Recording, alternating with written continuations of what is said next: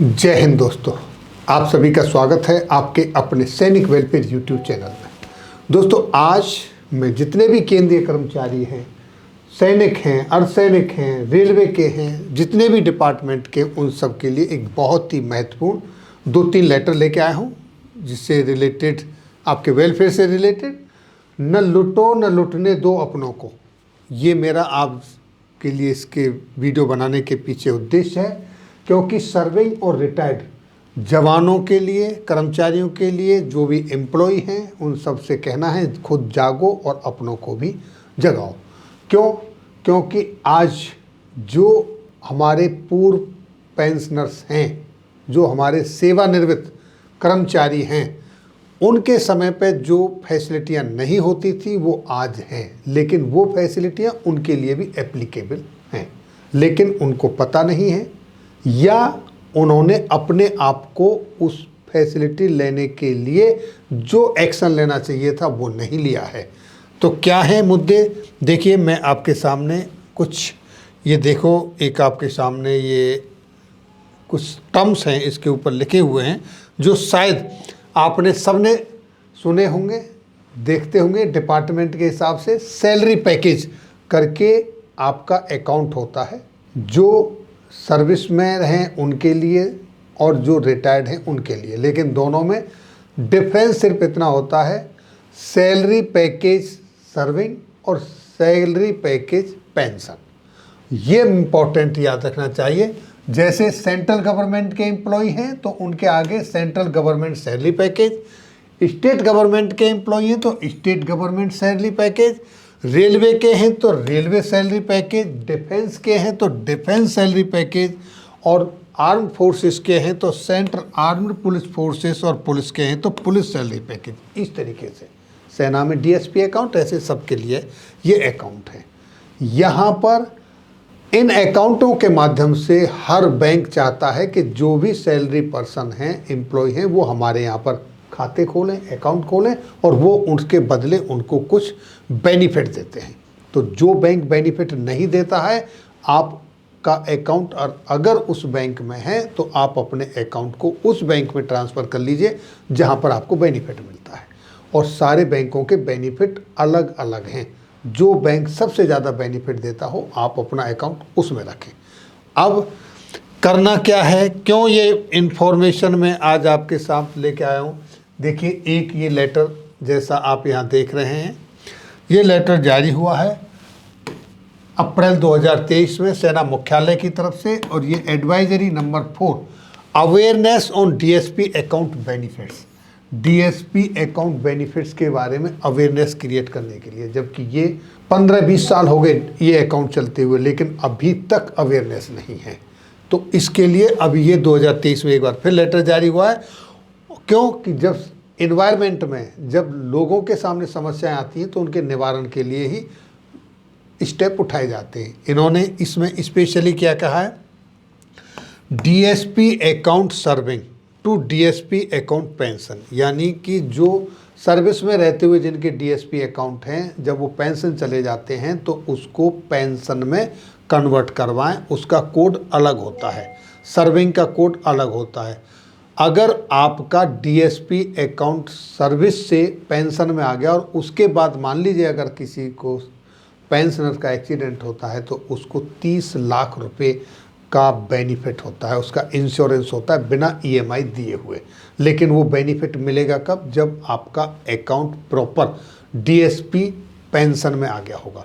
इसी तरीके से रेलवे का पेंशन में आ गया होगा, सेंट्रल गवर्नमेंट के, आर्म्ड पुलिस फोर्सेस के, सबके वो पेंशन में कन्वर्ट हो गए होंगे। ये सभी के लिए इस तरीके से एप्लीकेबल है। यहीं पर एक केस और भी आया, तब ये लेटर सर्कुलेट हुआ, ये आपके सामने है।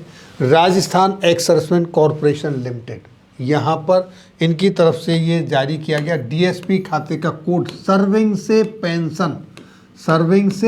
पेंशन में बदलने के संदर्भ में। क्यों ये निकालना पड़ा? क्योंकि एक कर्मचारी जो रेक्सको में सर्विस कर रहा था, उसकी किसी दुर्घटना में मौत हुई और उसके परिवार को डीएसपी खाते का लाभ नहीं मिल सका, क्योंकि बैंक में उसका खाता डीएसपी पेंशन के बजाय डीएसपी सेवारत था, तो इस वजह से उसको बेनिफिट नहीं मिला। पर्सनल एक्सीडेंट इंश्योरेंस कवर जो सर्विंग में रहते हैं उनको 50 लाख रुपए का है जवानों के लिए, और जो रिटायर्ड हो जाते हैं उनके लिए 30 लाख रुपए का है, लेकिन उस पर कोई आपकी ना कोई ईएमआई जाती है ना कोई कटिंग होती है, वो सिर्फ आपके अकाउंट का बेनिफिट है। इस तरीके से और भी अदर बेनिफिट्स हैं, लेकिन वो आपको तब मिलेंगे जब आप इनको अपने कन्वर्ट करा लोगे। मैं इसके लिए 2 बार बता चुका हूँ बेनिफिट्स, सर्विंग के लिए क्या बेनिफिट है, रिटायर्ड के लिए क्या बेनिफिट है, और ये बेनिफिट कम मिलेंगे।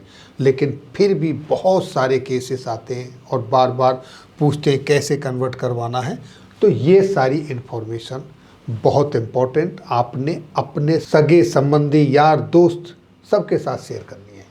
आपको लग रहा है कि पता चल गया होगा, बार बार ये इन्फॉर्मेशन शेयर करें, क्योंकि ये सिस्टम पहले नहीं था। ये सिस्टम अब बाद में आया है। जो पहले रिटायर्ड चले गए हैं उनको जानकारी नहीं है, और बैंक ये इन्फॉर्मेशन लोगों के साथ शेयर करता नहीं है, क्योंकि अगर कुछ होता है तो बैंक को उसका कंपनसेशन देना होता है, इसलिए बैंक शेयर नहीं करता है।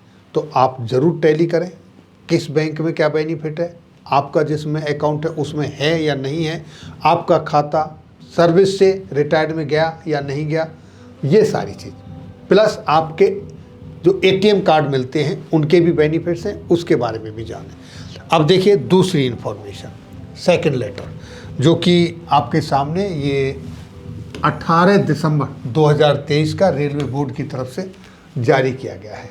ये जब आप एसी में अपनी टिकट बुक करते हैं और ट्रैवल करते हैं, लेकिन अगर आपका रिजर्वेशन कंफर्म नहीं होता है, आरएसी में रह जाता है, तो उस कंडीशन में आपको बेड नहीं दिया जाता, आपको लिनन कपड़े नहीं दिए जाते, लेकिन आपने अपनी टिकट में पूरा पे किया है उसका, इसलिए ये कदम उठाया गया है और कहा गया है एक्सेप्ट एसी चेयर कार, जितने भी एसी क्लासेस के पैसेंजर हैं वो आरएसी में, उन सब को किट मिलेगा, और वो आप तभी ले सकते हो जब आपको जानकारी होगी। इसलिए ये इन्फॉर्मेशन भी आपको जानना चाहिए और अपने सभी साथियों के साथ शेयर करना चाहिए।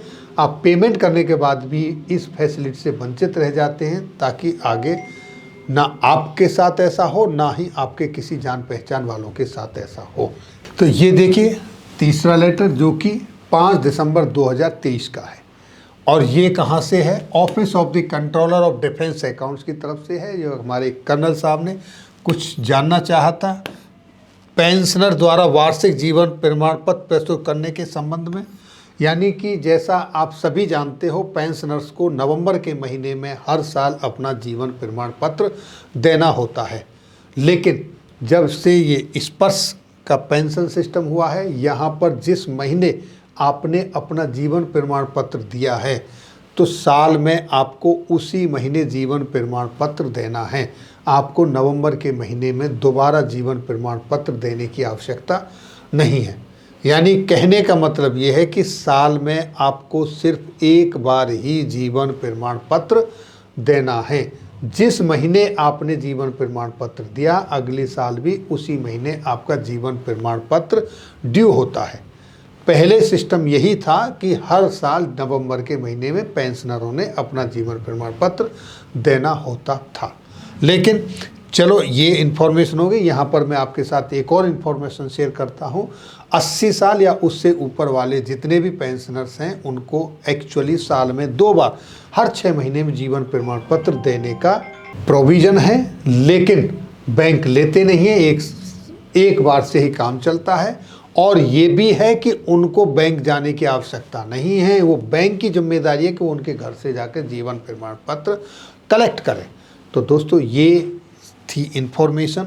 अगर इन सारी चीज़ों को आप जानोगे तो कहीं धोखा नहीं खाओगे, ना खुद लुटोगे ना किसी को लुटने दोगे।